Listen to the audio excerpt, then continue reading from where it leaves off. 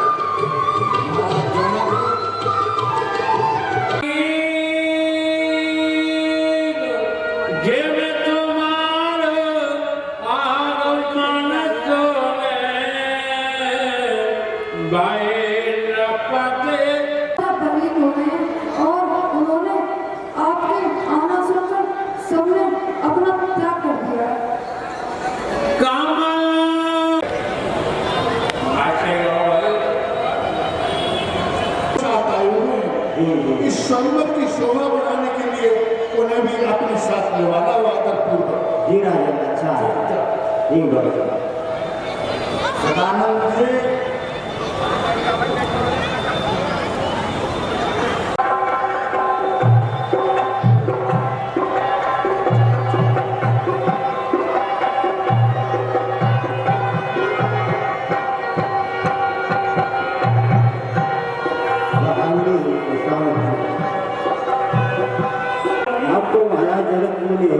महलों को उड़ाना स्वयं में भूमि की तरफ आप प्रस्थान कर रहे हैं। अवश्य चलिए चलते हैं। मुनि विश्वामित्र जी से जन्म की थी।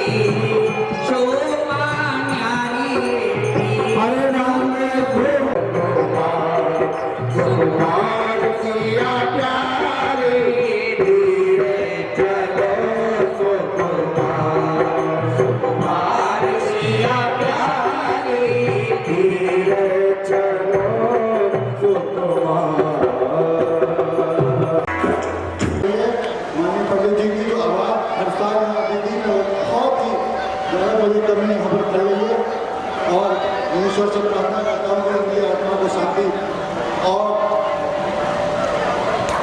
प्रदान करे।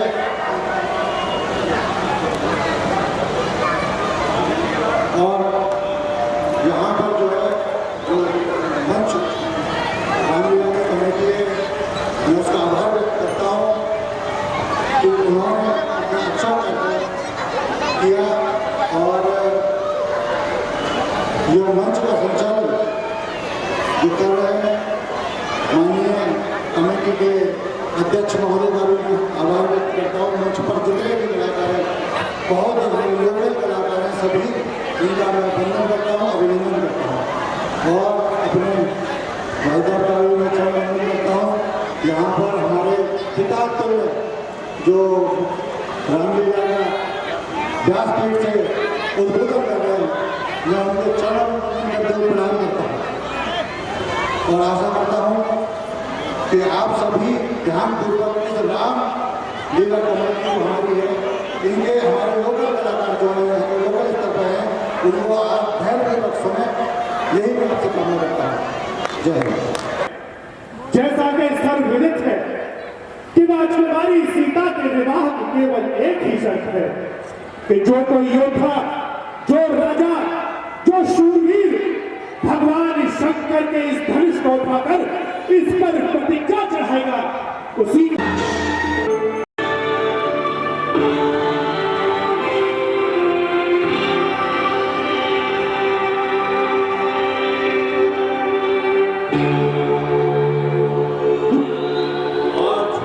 सर्वांग सुंदरी। आज यहाँ मिथिला नगरी में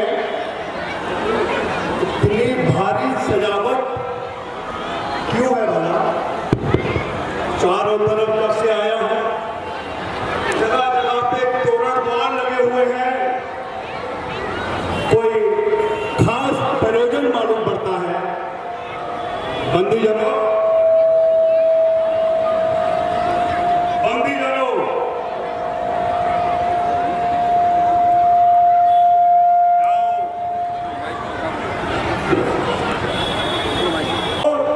अपने महाराज जनक को सूचित करो कि मां कैकसी के पुत्र और त्रिलोक के स्वामी लंकेश जनकपुर में आए।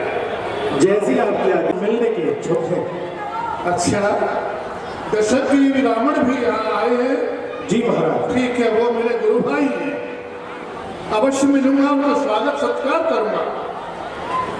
लंकेश जनक, आज जब से मैं मिथिला नगरी में प्रवेश कर रहा हूं तो मैंने देखा बहुत ही सजावट चारों तरफ, और जहां जहां से मैं निकला हूं रास्ते में अद्भुत नजारा मुझे देखने को मिला है। इसका कोई खास प्रयोजन है क्या? लंकेश, पहले तो आपका मिथिला में स्वागत है, और भाई गुरु भाई कारण यह है कि मेरी जो पुत्री है अयोनिजा सीता, वो विवाह की योग्य हो चुकी है। तो मैंने सोचा कि इस कन्या को अयोनिजा ही वीर पर की प्राप्ति हो। तो भाई हे दशरथ, मैंने ये निश्चय किया कि जो आपके द्वारा यह शोभित भगवान शंकर का जो धनुष है, जो कोई राजा प्रताप बल में और अपने बल का प्रयोग करके इस धनुष का जो खंडन करेगा, क्या बकते हो? और दादा, तुमने जिस धनुष को अपनी प्रतिज्ञा का प्रकार बनाया है, अरे वो धनुष मैंने ही तुम्हारे पास लाकर रखा था। अरे वो तो मेरी धनुष है तुम्हारे पास, फिर मेरी बिना अनुमति के इतना ही बड़ा कार्य तुमने कैसे सोच लिया? हे विश्वकर्मा पुत्र, ये धनुष कोई साधारण धनुष नहीं है, ये इतना बलशाली है कि इसको आज तुम्हारी पुत्री सीता जी ने अपने हाथों से उठा दिया। तो जब भी मुझको ये अचंभा हुआ किस महाधनुष को उठाने वाली हो, लेकिन ऐसी प्रतिज्ञा करने से पहले क्या तुमको लंकेश से अनुमति लेना जरूरी नहीं था? वो तो ठीक है, पर तो मेरा भी तो अधिकार है इस पर। और तुमने इतने बड़े स्वयंवर का आयोजन किया, लंका के राजा रावण को एक न्योता देने की आवश्यकता नहीं समझी? राजन, मैंने किसी को न्योता नहीं दिया, केवल मैंने प्रतिज्ञा की है मिथिला में खड़े होकर के। मेरी प्रतिज्ञा को सुन करके ये समस्त राजागण अनेक अनेक देशों से, द्वीपों से आए हुए, मैंने किसी को निमंत्रण नहीं दिया। कोई बात नहीं जनक, जरा मैं भी तो देखूं, धनुष को भंजन करने के लिए बुलाया है। ठीक है, ये आपका काम है। वैसे आपका स्वागत है मिथिला में। तो तीनों लोगों में कहीं नहीं देखा। मेरी माया और इस राजमहल में चारों तरफ फैल करके यहाँ पर उपस्थित प्रत्येक जन को निद्रा में कर दे। मेरी माया कोई भी व्यक्ति किंचन मात्र भी होश में न रहने पाए। मेरी माया आ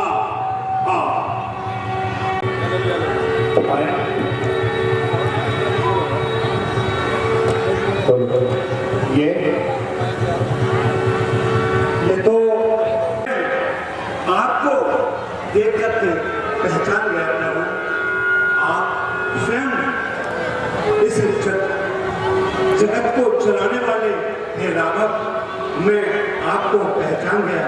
और हाँ हे प्रभु, मेरी ये माया ये आप पर नहीं चल सकती। हे राघव,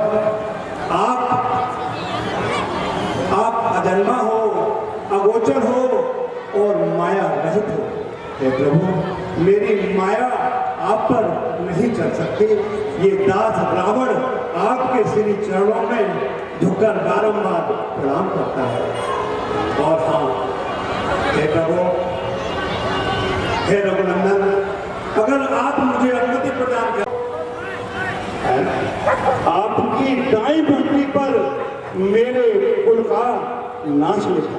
हे प्रभु, आपकी बाई हो, हे रघुनंदन, आपकी दाई भक्ति पर मेरे कुल का उद्धार होने लगा है प्रभु, मुझे पता है। हे प्रभु, हे राघव, आप इस धरती पर मेरे ही कल्याण के लिए आए हो, मैं जानता हूँ प्रभु। और हे प्रभु, मैं ये भी जानता हूँ कि आप इस धनुष को केवल आप ही भंजन कर सकते हैं, इसमें कहीं किसी प्रकार की दो राय नहीं। जनक के यज्ञ रक्षक बनकर आए हो आप चाप माही, और इस धनुष को आप ही तोड़ेंगे, इसमें है कुछ संशय नहीं। लेकिन हे प्रभु, एक दिन में छल से बल से वैदेही को आप अपने घर में धनुष बाण लेकर के भेदोगे बख्श हमारे को। हे प्रभु, जब युद्ध स्थल में आप आकर के और अपने हाथों में धनुष बाण लेकर के मेरे पक्ष स्थल भेदोगे, हे प्रभु, तब मैं आपके श्री शरणों में बैठ करके और समस्त देवताओं को भी दुर्लभ आपके उस स्वरूप का दर्शन करते करते अपने प्राणों को त्याग दूंगा। हे प्रभु, मैं उस समय का इंतजार करूंगा। और हे प्रभु, यही मेरी विनती है। हे भगवान, हे करुणा निधान, मेरा यही आपसे निवेदन है कि जो मेरे और आपके बीच में यहाँ जो उद्गार हुए हैं, हे नाथ, इनको किसी के सामने प्रकट न करना। हे रघुनंदन, हे कृपा निधान, हे करुणा निधान, हे करुणा के सागर, बस मैं यही चाहता हूँ और मैं जानता हूँ आप इसमें राम के रूप में यहाँ आए हैं।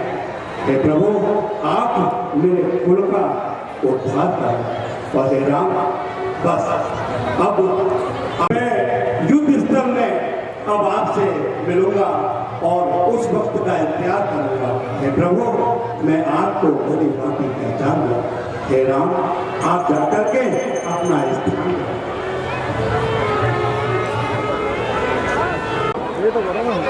चारों ओर से एक कौतूहल भरा स्वर मुझे सुनाई दे रहा है।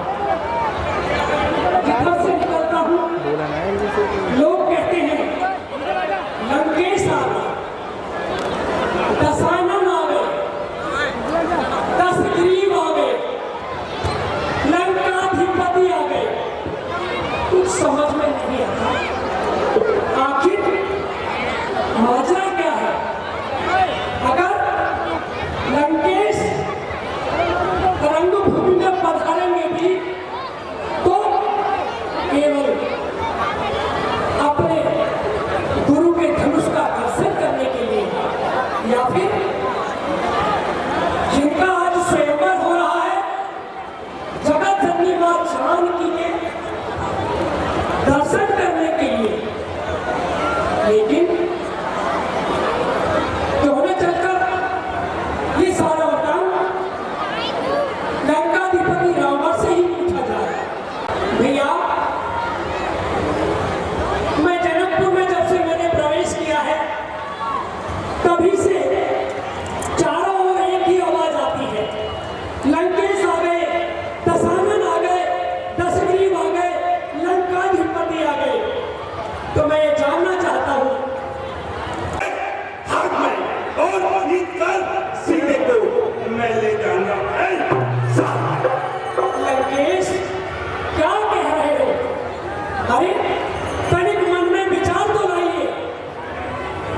जिद को छोड़कर रावण, ध्यान करो, जानकी तो जगत जननी है, वो तुम्हारी भी माता है और मेरी भी माता है। जिद को छोड़कर रावण, आप खामोश हो जाओ और सभा ये राजपूतों की न इतना जोश दिखना। बाला साहब, तुझे पता नहीं, अरे मैं रावण हूँ, रावण वो निवास करते हैं और ब्रह्मा को मैंने अपने शिष्यों को काट काट के अर्पित किया है। और वो मामूली सुन, और भारी कैलाश पहाड़ी से लंका को जाना तोड़ने से कर व्यावसिया सुकुमारी से। अरे कुत्ते बालों की कोई इस तरह, अरे कुत्ते बालों की तेज इस तरह से खिल जाता है और जुबान का तेज दिखलाकर बात ज्यादा बनाता है। अरे पिता तेरा बड़ा पाताल में निज दुख उठाता है, उसे धरती पे ला के क्यों ना क्या बख्शा है मुंह बड़ा तो, अब किसने बख्शा है जमी को और किसकी ये औकात है और कौन ऐसा है भिखारी किसने ली खैरात है। अरे पितु मेरे बलदेव ने, सुन ले, और किया पृथ्वी का दान, बाई बच्ची का माजरा सुनो लगाकर मधु कैटव सटकासुर से, रावण मधु कैटव सटकासुर से, और दैत्यों को जिसने मारा है, जो तीनों की तीनों लोगों का पालन पोषण हारा है, और जो निर्गुण ईश्वर निराकार वेदों ने जिसको गाया है, और वो नागर भीख द्वार बन के पर ब्राह्मण बनकर आया है। अरे बारसो क्या कहता है, तीनों लोगों को चलाने वाला। अरे मैं खुद तीनों लोगों को विजय करके आया हूँ और जो प्रमाण, अरे लंका सब खोट मेरा, संपत्तियां टूट मेरी और बातें ही बलपूर गौरव भगवान की, 1 लाख बेटा मेरे, 7 लाख नाती मेरे, 33 को तोड़ कर ये धन ले जाऊंगा मैं। रावण बिल्कुल शांत, तू पक गया बात जैसी, अरे तू पक गया बात जैसी मां जानकी के विषय में, और यदि बात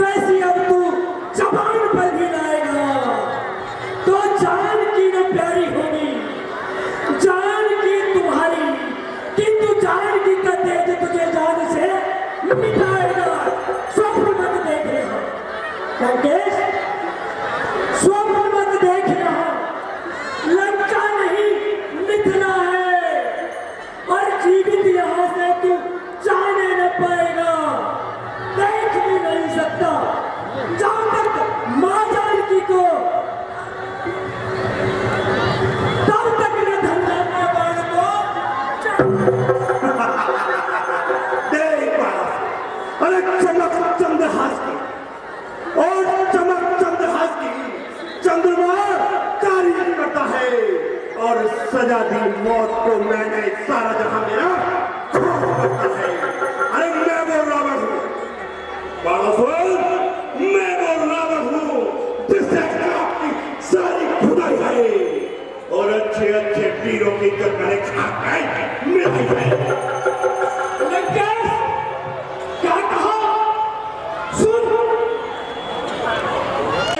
भोले भगवान पल मेरे सातन, लंकेश ये पल मेरे सातन और तलाक कर देखे आज मन की और भूल कर भी सब ये जवान पर मेरा नाम अब सभा जनक लश्कर, ये क्षत्रिय सभा जनक लश्कर सभी को मार गिराऊंगा।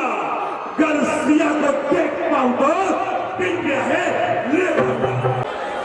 हम में तुम में बहस में और मूर्ख हम में बहादुरी का अच्छा अच्छा मैं तो अब जाता हूँ। लंकेश सुन, लोग बुद्धिमान कहते हैं कि मूर्ख से मुनासब नहीं गुरु शंकर का है। लंकेश ये धनुष गुरु शंकर का है, सीता मात समान। मैं दानव मेरी पुत्री को